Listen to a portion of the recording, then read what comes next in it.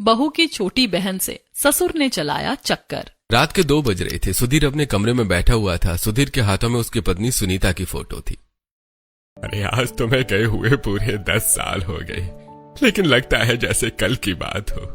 लोग कहते हैं सुधीर सिंह के पास सब कुछ है, पैसा, बंगला, गाड़ियां, पर सच कहूं ये सब अब बेकार लगता है। मैं अंदर से कितना अकेला हो गया हूं, ये कोई नहीं समझ सकता। कभी कभी मन करता है सब छोड़कर तुम्हारे पास आ जाऊं। अब ये दर्द सहा नहीं जाता सुनीता, बिल्कुल नहीं। सुधीर फोटो देखते हुए रोने लगते हैं। अगले दिन सुबह का समय था। सुधीर हॉल में सोफे पर बैठे हुए, तभी विशाखा चाय लेकर आती है और श्रुति ऑफिस के लिए तैयार होकर वहां आती है। लीजिए पापा जी, आपकी कड़क वाली स्पेशल अदरक की चाय, एकदम वैसी ही जैसी आपको पसंद है। और ये बिस्कुट भी लीजिए। जीती रहो बहू, तुम्हारी चाय पीते ही दिमाग की सारी नसें खुल जाती है। गुड मॉर्निंग पापा जी, मैं ऑफिस के लिए निकल रही हूँ। आज क्लाइंट के साथ बहुत बड़ी मीटिंग है। आपकी बीपी की दवाई खत्म होने वाली थी ना, मैं लौटते समय मेडिकल स्टोर से लेती आऊंगी। आप प्लीज टाइम पर नाश्ता कर लेना। हाँ हाँ बेटा, तू जा, अपना ख्याल रखना और बाहर का ज्यादा मत खाना। श्रुति वहां से चली जाती है। दोपहर का समय हो जाता है। हॉल में सुधीर और उनकी माँ शांति देवी बैठी हुई थी। तभी विशाखा खाना लेकर वहां आती है। अरे सुधीर, ये डॉक्टर भी ना लूटने बैठे हैं बस। 3,500 का चश्मा बनवा दिया, पर मुझे तो अभी भी सारी चीजें धुंधली दिख रही हैं। अब तो मैं बस लोगों की आवाज से ही उन्हें पहचान सकती हूँ। शक्ल तो मुझे साफ दिखती ही नहीं है किसी की। ये लीजिए गरम गरम रोटियां और आपके पसंद की तोरी की सब्जी। पापा जी, आप भी खाना शुरू कीजिए। अगर कुछ और चाहिए हो तो बस एक आवाज लगा देना, मैं किचन में ही हूँ। अरे वाह विशाखा, आज तो मजा आ गया। माँ, मेरी दोनों बहुएं किसी हीरे से कम नहीं है। श्रुति बाहर का मोर्चा संभाल लेती है और विशाखा घर को स्वर्ग बना के रखती है। मुझे कभी कुछ कहना नहीं पड़ता, सब अपने आप टाइम पर मिल जाता है। अरे मैं बहुत खुश नसीब हूँ जो ऐसी बहुएं इस घर में आई। हाँ ये तो है, पर अब मेरी आंखों का भी कुछ करवा दे। कहीं ऐसा ना हो कि एक दिन मैं बहू की जगह पड़ोसन को गले लगा लूं। सुधीर और विशाखा शांति देवी के इस बात पर हंस पड़ते हैं। रात का समय हो जाता है। आदित्य और विशाखा सोने की तैयारी कर रहे थे। सुनो विशाखा, आज पापा थोड़ा उदास लग रहे थे। जब से माँ गई है उन्होंने हमें बड़े लाड प्यार से पाला है, कभी माँ की कमी महसूस नहीं होने दी। इसलिए मैं चाहता हूँ तुम उनका खास ख्याल रखो, उन्हें कभी ये न लगे कि वो इस घर में अकेले हैं। अरे आप क्यों फिक्र करते हैं, मैं हूं ना। पापा जी को जो चाहिए होता है मैं उनके बोलने से पहले ही कर देती हूँ। आखिर वो मेरे भी तो पिता ही हैं। अरे मुझे पता है तुम बहुत अच्छी हो, बस उनका खाना और दवाइयाँ टाइम पर देना। माँ के जाने के बाद पापा ने बहुत कुछ झेला है, अब उन्हें बस आराम और हमारी जरूरत है।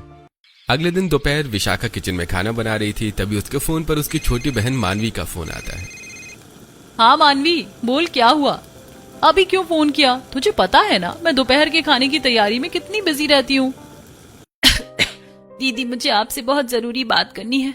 मुझे अच्छा नहीं लग रहा, बहुत घबराहट हो रही है और ये खांसी। अरे यार मानवी, अभी मैं फ्री नहीं हूँ। यहाँ घर में 10 काम फैले पड़े हैं। पापा जी को खाना भी देना है। तू हमेशा गलत टाइम पर फोन करती है। चल अभी फोन रख, मैं बाद में फ्री होकर खुद कॉल करूंगी। विशाखा फोन काट देती है। कुछ समय बीत जाता है, रात हो जाती है। विशाखा बस सोने ही जा रही थी, तभी मानवी का फोन आ जाता है। क्या है मानवी, अब क्यों फोन किया? तुझे पता नहीं कि रात हो गई है और मैं सो रही हूँ। दीदी प्लीज मेरी बात सुनिए ना, मैं बहुत परेशान हूँ। मुझे समझ नहीं आ रहा मैं किससे कहूँ। देख मानवी, अब मैं बहुत थक गई हूँ, सुबह बात करते हैं ना आराम से। अभी फोन रख और सो जा। विशाखा फोन काटकर सो जाती है। कुछ समय बीत जाता है। रात के 3 बज रहे थे। सुधीर अपने कमरे में अभी जाग रहे थे। वो उठकर छत पर घूमने चले जाते हैं। मैं थक गया हूँ, ये दिखावे की मुस्कुराहट अब और नहीं की जाती। बच्चे खुश हैं, घर में सब अच्छा है, पर मैं अंदर से मर रहा हूँ। मुझे नींद नहीं आती, मुझे चैन नहीं मिलता। मुझे बुला लो सुनीता, मुझे अपने पास बुला लो। सुधीर रात भर सोते नहीं है और ऐसे ही रोते रहते हैं। अगले दिन दोपहर का समय था। विशाखा सुधीर के लिए खाना ला रही थी, तभी अचानक वो गिर जाती है और वहीं पर बेहोश हो जाती है। जल्दी से डॉक्टर को बुलाया जाता है। देखिए आदित्य जी, घबराने की कोई बात नहीं है, बस बहुत ज्यादा कमजोरी है, पर इन्हें कम से कम 1-2 महीने का पूरा बेड रेस्ट चाहिए। कोई भी भारी काम बिल्कुल नहीं करना है। डॉक्टर ये बोलकर वहां से चले जाते हैं। लो जी, हो गया कल्याण। अब 1-2 महीने इस घर का काम कौन करेगा? श्रुति तो सुबह उठती ही ऑफिस निकल जाती है और दादी से तो खुद चला नहीं जाता। पापा का खाना, उनकी दवा, ये सब कौन देखेगा? अरे आप अपना बीपी हाई क्यों कर रहे हो?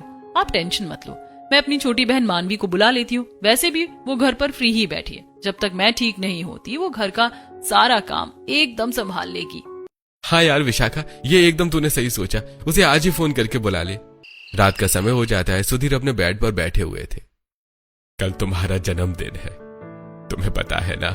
मुझे ये दिन आज भी वैसे ही याद है। तुम्हें हमेशा से अपने जन्मदिन पर मंदिर में शांति पूजा करवाना और गरीबों को खाना खिलाना अच्छा लगता था। कल मैं वही सब करूंगा। एक बहुत बड़ी पूजा रखवाऊंगा और सबको बुलाऊंगा। बस कमी रहेगी तो सिर्फ तुम्हारी। अगले दिन सुबह एक बड़े मंदिर में सुनीता के जन्मदिन की पूजा चल रही थी। पूरा परिवार वहां बैठा हुआ था। भगवान, मेरी सुनीता जहां भी हो उसे हमेशा खुश रखना। पापा प्लीज मत रोइए ना। मम्मी ऊपर से आपको ऐसे रोते हुए देखेंगी तो उन्हें बिल्कुल अच्छा नहीं लगेगा। हाँ पापा, रिया सही कह रही है। हम सब है ना आपके साथ में। कुछ समय बीत जाता है। पूजा लगभग खत्म होने वाली थी। तभी वहां मानवी आ जाती है। उसने एक सिंपल सा सूट पहना हुआ था। सुधीर की नजर जैसे ही उस पर पड़ती है वो एकदम हैरान हो जाता है। दीदी आप यहाँ हैं? मैं सीधा घर गई थी पर वहाँ ताला लगा था। पड़ोसियों ने बताया कि आप सब लोग मंदिर में पूजा के लिए आए हैं, तो मैं सीधा बैग लेकर यहीं आ गई। अरे तू एकदम सही टाइम पर आई है मेरी हीरोइन। मैं तो तेरा ही इंतजार कर रही थी। देख मेरी तो हालत ठीक नहीं है। अब तुझे ही इस पूरे घर के काम और पापा जी की सेवा का जिम्मा उठाना है। कर लेगी ना? अरे दीदी आप फिक्र क्यों करते हो, मैं हूँ ना। सारे काम मैं अकेले ही एकदम सुपर वुमन की तरह संभाल लूंगी। आप बस अपना रेस्ट करना। कुछ समय बीत जाता है। पूजा खत्म हो गई थी। अब सब लोग जाने की तैयारी कर रहे थे। अरे मानवी, सुनो जरा। जी बोलिए। वो तुम लोग घर निकलो। विशाखा, मुझे और मानवी को मंदिर के ट्रस्टी से प्रसाद का थोड़ा हिसाब किताब देखना है। कुछ काम बचा है, हम दोनों साथ में आ जाएंगे। ठीक है पापा जी। मानवी तू आ जाना आराम से, मैं जा रही हूँ। पूरा परिवार वहां से चला जाता है। सुधीर और मानवी एक साथ बैठ जाते हैं और बातें करने लगते हैं। रात को सब सो रहे थे। मानवी चुपके से सुधीर के कमरे में जाती है और बहुत देर बाद कमरे से लौटती है। अगले दिन सुधीर और मानवी तैयार होकर कहीं जा रहे थे। अरे पापा जी आप दोनों सुबह सुबह इतने टिप टॉप तैयार होकर कहाँ जा रहे हो? अरे बहू, वो घर का राशन पानी सब खत्म हो गया था ना, तो वही लेने जा रहा हूँ। और मैंने सोचा मैं जा ही रहा हूँ तो इस मानवी को भी साथ ले जाता हूँ। ये सामान उठाने में थोड़ी बहुत मदद कर देगी। राशन? पापा जी अभी 10 दिन पहले ही तो आदित्य ने महीने भर का राशन लाकर भरा है। फिर अब आप कौन सा राशन लेने जा रहे हैं? अरे नहीं बहू, वो कुछ और डिब्बे खत्म हो गए हैं जो आदित्य नहीं लाया था। चलो मानवी बेटा, देर हो रही है। सुधीर मानवी को लेकर जल्दी से चला जाता है। उधर श्रुति की एक होटल में मीटिंग थी। वो वहां गई हुई थी। तभी उसकी नजर मानवी और सुधीर पर पड़ती है, जो कि वहां बैठकर हंस हंस कर बातें कर रहे थे। अरे ये ससुर जी और मानवी यहाँ होटल में क्या कर रहे हैं? सुबह तो ससुर जी कह रहे थे कि राशन लेने जा रहे हैं, फिर ये राशन की दुकान का कौन सा नया ब्रांच खुल गया भाई? कुछ तो गड़बड़ है। श्रुति उन दोनों पर ज्यादा ध्यान नहीं देती। समय बीत जाता है। रात हो गई थी। विशाखा पानी पीने किचन में आती है। तभी उसे छत से किसी के हंसने की दबी आवाजें आती हैं। वो छत पर जाकर देखती है जहां मानवी और सुधीर एक साथ खड़े हुए थे। थैंक यू सुधीर जी, आपने तो मेरी टेंशन ही खत्म कर दी है। सुधीर जी? अरे बाप रे, ये ससुर जी से सीधा सुधीर जी कब बन गए?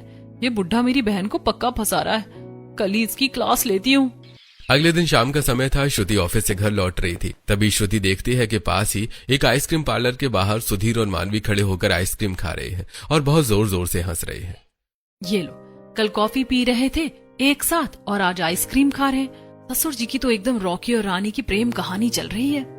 श्रुति अपना फोन निकालती है और सुधीर मानवी के 1-2 फोटो क्लिक कर लेती है। अब आएगा मजा। ये प्रूफ मैं अभी विशाखा को दिखाती हूँ। घर आकर श्रुति विशाखा के पास जाती है और उसे सब कुछ बताती है और फोटो भी दिखाती है। लो विशाखा मैडम, देख लो अपनी भोली भाली बहन के कारनामे। ससुर जी के साथ वनीला आइसक्रीम का मजा लिया जा रहा है। अरे आइसक्रीम तो छोड़ो, मैंने तो कल रात को इन दोनों को छत पर छुप छुप कर मिलते हुए देखा है। और एक रात तो ये ससुर जी के कमरे से 1 घंटे बाद बाहर निकली थी। मुझे दाल में कुछ तो काला लग रहा है विशाखा, हमें इन पर नजर रखनी पड़ेगी। अगले दिन श्रुति और विशाखा मॉल में शॉपिंग कर रही थी। तभी वहां उन्हें सुधीर और मानवी दिखते हैं जो कि शॉपिंग कर रहे थे। वो देखो हमारे ससुर जी शॉपिंग कर रहे हैं, वो भी मेरी मानवी के साथ। चलो इनके पीछे चलते हैं। सुधीर और मानवी मॉल से सीधा जू पहुंचते हैं और वहां बहुत टाइम बिताते हैं। विशाखा और श्रुति बाहर खड़े होकर उनका इंतजार कर रही थी। लगता है ससुर जी का तो एकदम दिमाग खराब हो गया है। मेरी बहन को भी कभी मॉल कभी चिड़ियाघर घुमा रहे हैं। लगता है ससुर जी को इस उम्र में जवानी का जोश चढ़ा है। बहुत बुरा फंसेगी तुम्हारी बहन। कुछ समय बीत जाता है और रात हो जाती है। सुधीर हाथ में एक बड़ा सा बैग लिए बाहर से आते हैं और सीधा मानवी के कमरे में चले जाते हैं। हॉल में श्रुति, विशाखा और रिया बैठी हुई थी। रिया, देख तेरे पापा का नया कारनामा। रात के अंधेरे में सेंटा क्लॉज बनकर सीधा मानवी के कमरे में घुसे हैं। रिया गुस्से में उठकर मानवी के कमरे के दरवाजे के पास जाती है और थोड़ा सा दरवाजा खोलकर देखती है। अंदर सुधीर बैग से एक सुंदर सा डिजाइनर सूट निकालकर मानवी को दे रहे थे और दोनों हंस रहे थे। इनकी तो मैं अभी खबर लेती हूँ। मेरी उम्र की लड़की को सूट गिफ्ट कर रहे हैं, शर्म नहीं आती इन्हें? पागल हो गई हो क्या रिया? अभी अंदर जाएगी तो ससुर जी कहेंगे कि मैं तो बेटी समझकर दे रहा था। वो उल्टा हमें ही डांट देंगे कि हमारी सोच गंदी है। अभी सही टाइमिंग का इंतजार कर। अगली सुबह छत पर मानवी और सुधीर खड़े होकर बात कर रहे थे। तभी विशाखा कपड़ों की बाल्टी लिए छत पर आ जाती है। विशाखा के आते ही दोनों एकदम से अलग हो जाते हैं। क्या बात है पापा जी, मेरे आते ही कैसे एक दूसरे से दूर दूर हो गए, और मेरे आने से पहले दोनों एकदम पास खड़े होकर बातें कर रहे थे और हंस रहे थे। इन्हें लगता है कि मैंने कुछ देखा ही नहीं है। अरे बहू, मैं थोड़ा टहलने आया था। मौसम का हाल देखना। अब मैं नीचे जा रहा हूँ। सुधीर वहां से चले जाते हैं। मानवी भी उनके पीछे पीछे चली जाती है। ये बुढ़ा मेरी बहन को बिगाड़ने में लगा है। मैंने बहुत बड़ी गलती कर दी इस मानवी को यहाँ बुलाकर। आज रात को ही उसे वापस गांव भेजती हूँ। रात का समय हो जाता है। विशाखा अपने कमरे में थी, मानवी भी उसके साथ थी। विशाखा गुस्से में मानवी का सामान पैक कर रही थी। देख मानवी, अब मेरी तबीयत एकदम फर्स्ट क्लास है। मैं पूरे घर का काम अकेले कर सकती हूँ। तेरा यहाँ का वीजा अब खत्म हो गया। सुबह की ट्रेन पकड़ और शांति से गाँव वापस जा। अरे दीदी, आप मुझे ऐसे धक्के मारकर क्यों निकाल रही हो? अभी आप पूरी तरह ठीक कहाँ हुई हो? डॉक्टर ने 2 महीने बोला था ना। और वैसे भी मैं गांव जाकर क्या करूंगी? मम्मी तो बुआ के यहाँ गई हैं। मैं इतने बड़े घर में अकेली बोर हो जाऊंगी। तू बोर हो रही है या यहाँ पर एंटरटेनमेंट कुछ ज्यादा ही मिल रहा है? देख मानवी, मुझे सब समझ आ रहा है कि तेरे दिमाग में क्या खिचड़ी पक रही है। तू कल सुबह की पहली गाड़ी से जा रही है, बस बात खत्म। मैं कहीं नहीं जा रही दीदी, मुझे आपकी मदद करनी है और मैं यहीं रहूंगी। आपको जो सोचना है सोचो। मानवी ये बोलकर वहां से चली जाती है। अगले दिन दोपहर को सुधीर हॉल में अपने 2 पुराने दोस्तों शर्मा जी और वर्मा जी के साथ बैठकर चाय पी रहे थे। तभी विशाखा उसके सबके लिए नाश्ता लेकर आती है। लीजिए शर्मा अंकल, खाइए। वैसे शर्मा अंकल, आपको पता है आपके ये दोस्त आजकल एकदम जवान फिल्म के शाहरुख खान बन रहे हैं। अरे विशाखा बहू, क्या बात कर रही हो? हमारा सुधीर और जवान, ये तो घुटने के दर्द से परेशान रहता था। अरे अंकल जी, घुटने का दर्द तो बस कहने को है। आजकल तो एकदम बिंदास हो गए। घर में मन कहाँ लगता है इनका। कभी 5 स्टार होटल की कॉफी पी जा रही है, कभी चिड़ियाघर में बंदर देखे जा रहे, और वो भी एकदम यंग कंपनी के साथ।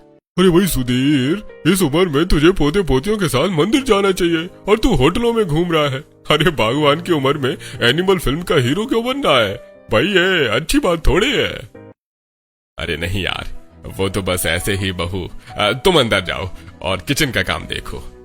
विशाखा मुस्कुराती हुई वहां से चली जाती है। रात का समय हो जाता है। श्रुति और विशाखा को नींद नहीं आ रही थी और इसलिए वो छत पर टहल रही थी। तभी वो नीचे देखती है कि सुधीर और मानवी खड़े हुए हैं। मानवी ने शॉर्ट ड्रेस पहनी हुई है। वो बहुत खुश लग रही है। विशाखा, देख अपनी बहन को किस तरह शॉर्ट ड्रेस पहनकर खड़ी हुई है। लगता है दोनों कहीं जा रहे हैं। सुधीर जी, जल्दी चलिए, क्लब में नहीं तो हम लेट हो जाएंगे। आज तो सच में बहुत मजा आने वाला है। हाँ, चलो, देर हो रही है, जल्दी बैठो। सुधीर और मानवी कार में बैठकर वहां से चले जाते हैं। दीदी, मुझे तो चक्कर आ रहे हैं। ये बुढ़ा मेरी बहन को नाइट क्लब लेकर जा रहा है। इसके खुद के दांत हिल रहे हैं और ये क्लब में जा रहा है। इसे तो चुल्लू भर पानी में डूब मरना चाहिए। अब तो ज्यादा सोचने की जरूरत ही नहीं है। अब तो सारी चीजें एकदम क्लियर हो गई हैं कि ससुर जी और तुम्हारी बहन मानवी का कुछ तो चल रहा है। अगली सुबह सुधीर हॉल में बैठकर न्यूज़पेपर पढ़ रहे थे। अरे विशाखा बहू, आज चाय में इतनी देर क्यों हो रही है? जरा जल्दी ले आओ। विशाखा किचन से एक हाथ में चाय का कप लेकर आती है और गुस्से में चाय का कप टेबल पर रखती है। लीजिए पापा जी, पी लीजिए अपनी चाय। वैसे मुझे तो लगा था कि रात भर नाइट क्लब में डिस्को डांस करने के बाद अब आप सीधा लंच ही करेंगे। बहू, ये तुम कैसी बातें कर रही हो? बात तो मुझे आपसे पूछनी चाहिए पापा जी। वैसे तो आपसे एक पानी का ग्लास नहीं उठता। कहते हो घुटनों में ताकत नहीं है और आधी आधी रात को मेरी छोटी बहन को लेकर शॉर्ट ड्रेस में क्लब घूमने कहाँ चले जाते हो? वो तुम गलत समझ रही हो बहू। मैं कहाँ घूम रहा हूँ। वो तो बस थोड़ा सा काम हो गया था इसलिए मैं गया था, और वैसे भी मुझे कोई सफाई देने की जरूरत नहीं है। सुधीर ये बोलकर वहां से चले जाते हैं। रात का समय हो जाता है। डाइनिंग टेबल पर आदित्य, विशाखा, सौरभ, श्रुति और रिया बैठे खाना खा रहे थे। तभी सुधीर वहां आते हैं और खाना खाने के लिए बैठने लगते हैं। और सौरभ बेटा, आज ऑफिस में कैसा रहा दिन? बहुत थक गया होगा ना तू? सौरभ बिना कुछ बोले अपनी थाली उठाता है और उठकर अपने कमरे में चला जाता है।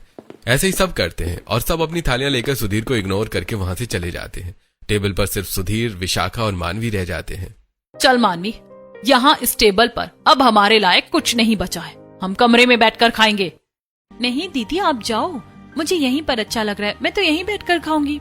ठीक है, कर ले अपनी मनमानी, एक दिन बहुत पछताएगी। विशाखा गुस्से में वहां से चली जाती है। अगले दिन की बात है, सुबह का समय था। मानवी बाहर से वॉक करके लौटी हुई थी। तभी वो अचानक चक्कर खाकर गिर जाती है। विशाखा जल्दी से उसके पास आती है। सुधीर भी वहां आता है। अरे मानवी, क्या हुआ तुझे? अभी तो ठीक ठाक बाहर से लौटी थी, फिर अचानक क्या हो गया तुझे? मानवी, अरे क्या हुआ तुझे? अरे तू ठीक तो है ना? ये भगवान, क्या हो गया इस बेचारी को? मैं अभी डॉक्टर को फोन लगाता हूँ। कोई बड़ी बात तो नहीं है ना? पापा जी, थोड़ा पीछे हटिए। आप इतना पैनिक क्यों कर रहे हैं? ये मेरी सगी बहन है, घबराना मुझे चाहिए, लेकिन मैं भी इतनी परेशान नहीं हूँ। आप ही क्यों इतने बेचैन हो रहे हैं? बस थोड़ी कमजोरी होगी, इसे अक्सर ऐसा होता रहता है। नहीं बहू, तुम्हें नहीं पता, इसकी ज्यादा तबीयत खराब लग रही है, डॉक्टर को बुलाना ही पड़ेगा। अच्छा जी, मैं सब समझ रही हूँ कि ये ओवर एक्टिंग वाली केयर किस लिए हो रही है। बहुत बेकार है ये बुढ़ा, इससे तो मुझे अपनी बहन को दूर ही रखना पड़ेगा। मैं इसे इस बुढ़े के जाल में फंसने नहीं दूंगी, लेकिन ये चालाक तो बहुत है।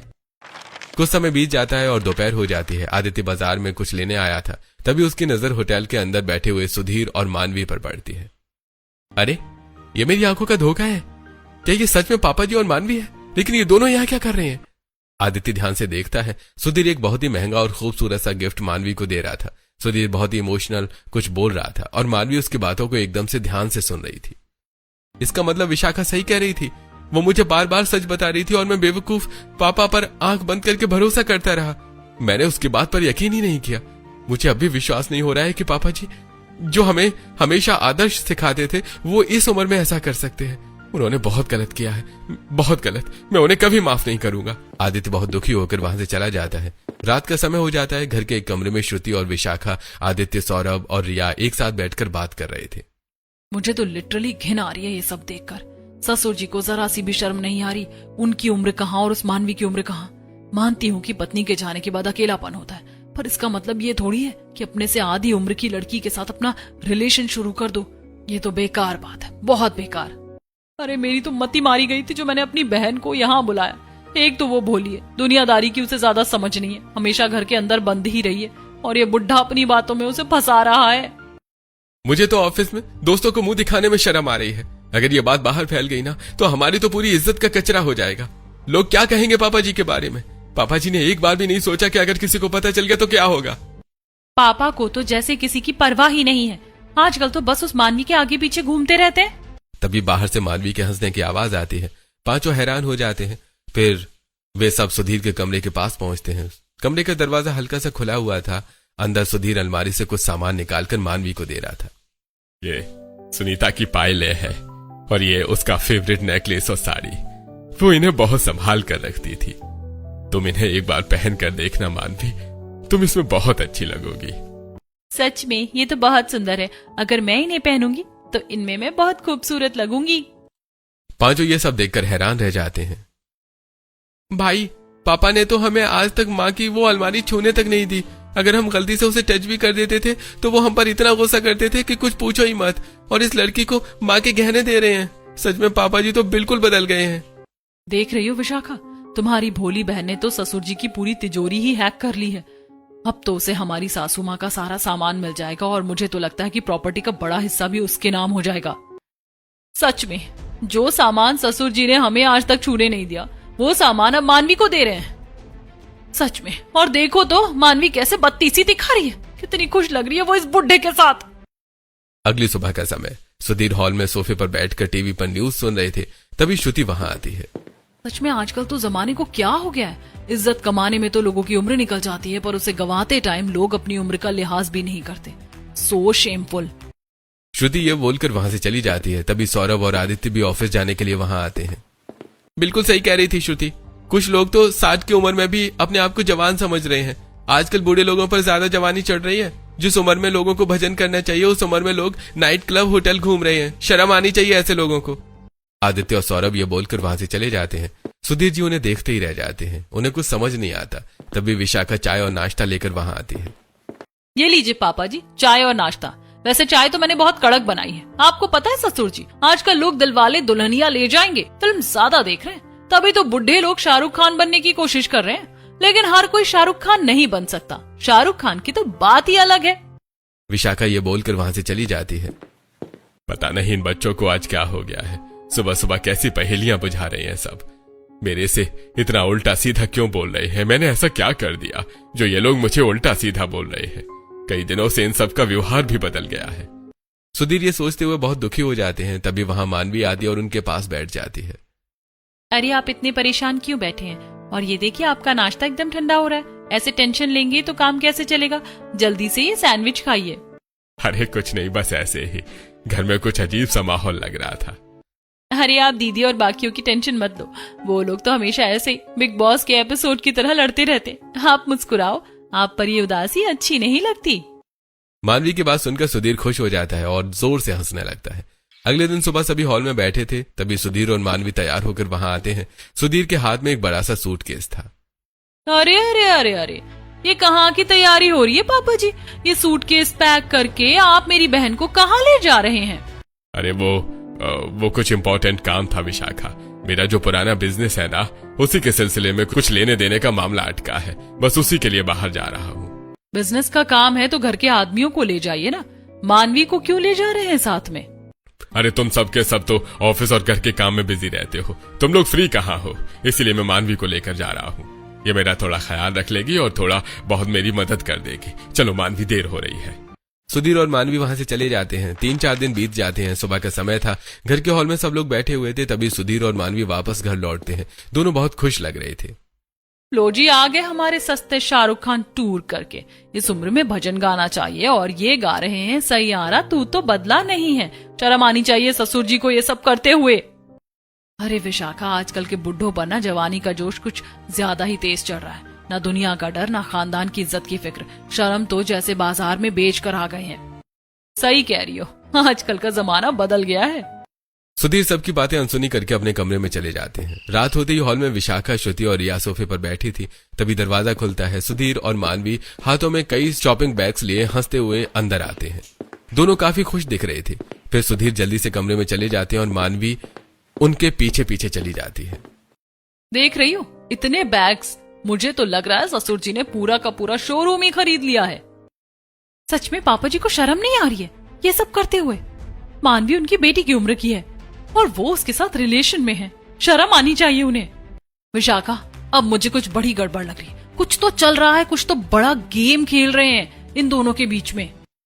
अगले दिन सुधीर और मानवी हॉल में बैठकर बातें कर रहे थे। विशाखा, श्रुति और रिया चुपके से उनकी बातें सुन रहे थे। मानवी, उस बिल्डिंग का काम तो लगभग पूरा होने वाला है। तुम मानोगी नहीं मैं कितना खुश हूँ। जैसे ही वो कंप्लीट होगा ना, मेरी तो जिंदगी का सबसे बड़ा बोझ उतर जाएगा। सच कहूँ तो इतने सालों बाद अब लग रहा है कि मैं अपनी जिंदगी जीना सीख रहा हूँ। हाँ, मैं भी उस दिन का बहुत बेसब्री से इंतजार कर रही हूँ। हाय राम, सुन लिया सबने, बिल्डिंग बनवा रहे हैं ससुर जी। कहीं ससुर जी ने मेरी बहन के नाम कोई फ्लैट तो नहीं कर दिया? लगता है ससुर जी प्यार में पागल हो गए हैं। अगली सुबह सुधीर और मानवी तैयार होकर कहीं जा रहे थे। दोनों के हाथों में वो सारे शॉपिंग बैग्स थे जो वो खरीद कर लाए थे। तभी पूरा परिवार, आदित्य, सौरभ, विशाखा, श्रुति और रिया उनका रास्ता रोक लेते हैं। पापा, सुबह सुबह ये इतने सारे शॉपिंग बैग्स लेकर आप दोनों कहाँ जा रहे हैं? अरे वो हम लोग ना एक शादी में जा रहे हैं। हाँ, वो हमारे एक रिश्तेदार की शादी है ना आज। अच्छा जी, रिश्तेदार की शादी? तो क्या हम लोग इस घर में किराएदार हैं जो हमें इनविटेशन नहीं मिला?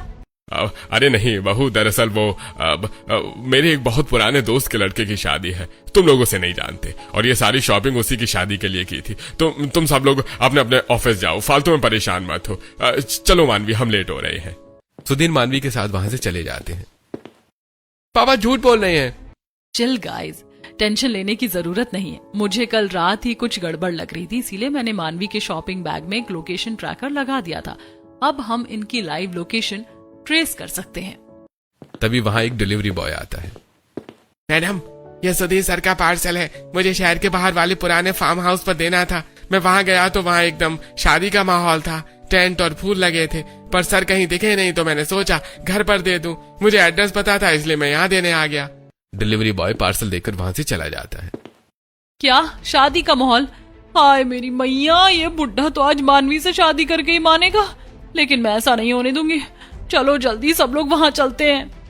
ट्रैकर की मदद से पूरा परिवार शहर के बाहर फार्म हाउस पर पहुंच जाता है। फार्म हाउस अभी बन रहा था। पूरा परिवार गुस्से में अंदर जाता है। अंदर पूरा शादी का माहौल था, पंडित खड़ा हुआ था, मंडप लगा हुआ था, मानवी शादी के जोड़े में खड़ी हुई थी। पापा, ये सब क्या है? सुधीर और मानवी सभी घर वालों को देखकर हैरान रह जाते हैं। पापा, ये क्या तमाशा है? आपको जरा भी शर्म नहीं आई ये सब करते हुए? इस उम्र में आप अपने से आधी उम्र की अपनी बेटी जैसी लड़की से शादी कर रहे हैं। मैंने तो पहले ही कहा था ससुर जी को बुढ़ापे में कबीर सिंह वाला बुखार चढ़ा है, पर ससुर जी इस उम्र में ये सब शोभा नहीं देता। Very shameful. अरे इस बुड्ढे को क्या सुना रहे हो? सारी गलती इस कलमू ही की है। विशाखा मानवी को थप्पड़ मारने वाली थी, तभी वहां आर्यन शेरवानी पहने हुए अपने दोस्त के साथ आ जाता है। रुकिए, आप अपना हाथ नीचे कीजिए, आप मानवी पर ऐसे हाथ नहीं उठा सकती। ए हीरो, तू कौन है बीच में बोलने वाला? और ये शेरवानी पहनकर तू यहाँ एंट्री क्यों मार रहा है? क्योंकि मैं मानवी का होने वाला पति हूँ। मेरा नाम आर्यन है और आज मेरी और मानवी की शादी है। पापा, ये क्या कह रहा है? अगर मानवी की शादी इससे हो रही है तो आप यहाँ इस मंडप में क्या कर रहे हैं? मुझे तो कुछ समझ नहीं आ रहा, आखिर ये सब चल क्या रहा है? तुम लोगों ने बिना सच जाने मुझे मुजरिम बना दिया। जब मैंने मानवी को पहली बार मंदिर में देखा तो मैं चौंक गया था। वो बिल्कुल तुम्हारी माँ मेरी सुनीता जैसी दिखती है। जवान उम्र में मुझे सिर्फ पैसा कमाने और बड़ा बिजनेस खड़ा करने का जुनून था। मैंने कभी फैमिली को वक्त नहीं दिया। सुनीता की बहुत सी ख्वाहिशें थी, वो जिंदगी में बहुत कुछ करना चाहती थी, लेकिन मेरे अकेलेपन की वजह से वो अंदर ही अंदर घुटती रही और बिना अपने सपने पूरे किए मुझे छोड़कर चली गई। उसके जाने के बाद मुझे एहसास हुआ कि पैसा सब कुछ नहीं होता। मैं डिप्रेशन में चला गया। फिर मुझे एक पंडित जी ने बताया कि अगर मैं सुनीता के वो अधूरे सपने पूरे कर दूं तो शायद मुझे शांति मिल जाए और मैं डिप्रेशन से बाहर आ जाऊं। इस बच्ची का सपना था डॉक्टर बनने का, पर गांव में घर वाले सपोर्ट नहीं कर रहे थे, इसलिए मैंने उसका एडमिशन एक बहुत बड़े मेडिकल कॉलेज में करवाया है। पूरा परिवार ये सब सुनकर हैरान रह जाता है। पापा जी, अगर ये बात है तो वो जो आप इसे महंगे गिफ्ट्स दे रहे थे और उस दिन जो आप दोनों रात को नाइट क्लब गए थे, उसका क्या? वो गिफ्ट्स मैं इसे आर्यन को देने के लिए दे रहा था। और रही बात नाइट क्लब की, तो मैं कार में बाहर बैठकर अखबार पढ़ रहा था। अंदर क्लब में मानवी आर्यन से मिलने गई थी, क्योंकि आर्यन शहर छोड़कर जा रहा था कुछ दिनों के लिए। तो वो जो आप लोग कुछ दिन के लिए बाहर गए थे, और उस बिल्डिंग का क्या चक्कर है? विशाखा, मानवी की तबीयत बहुत खराब थी। तुमने उसकी लगातार खांसी देखी ही होगी, इसलिए मैं उसे इलाज के लिए विदेश ले गया था। ये फार्म हाउस मैंने मानवी और आर्यन की शादी के लिए तैयार करवाया है। पीछे जो बड़ा हॉस्पिटल बन रहा है, वहां गरीबों का मुफ्त इलाज होगा और उसकी हेड डॉक्टर बनेगी मानवी। मानवी आर्यन से शादी करना चाहती थी, लेकिन घर वाले राजी नहीं थे, इसलिए मैंने खुद ये रिश्ता करवाने का फैसला लिया। हमें माफ कर दीजिए पापा, हम कितने गिरे हुए हैं कि हमने आप पर शक किया। कोई बात नहीं बच्चों, हर एक गलतफहमी हो जाती है, पर हमेशा याद रखना, अगर एक आदमी और औरत साथ हंस रहे हैं या घूम रहे हैं तो इसका मतलब हमेशा अफेयर नहीं होता। उनके बीच कोई अच्छा रिश्ता भी हो सकता है। तुम लोग मुझसे सीधा पूछते तो मैं सीधा जवाब दे देता। मुझे माफ कर दे मेरी बहन, मैं कितनी अंधी हो गई थी। तू मुझे फोन पर अपनी बीमारी के बारे में बताना चाह रही थी और मैंने फोन काट दिया। मैं दुनिया की सबसे बुरी बहन हूँ। अरे दीदी, आप क्यों रो रहे हो? आप बुरी नहीं हो, मैंने सब भुला दिया। आज मेरी शादी है, अब आप लोग ऐसे रोगे तो मेरा मेकअप खराब हो जाएगा। बिल्कुल, आज तो फुल पार्टी होगी। तो फिर देर किस बात की है? अरे पंडित जी, मंत्र शुरू कीजिए। आर्यन और मानवी की शादी हो जाती है और सब लोग एक साथ बहुत खुश होते हैं।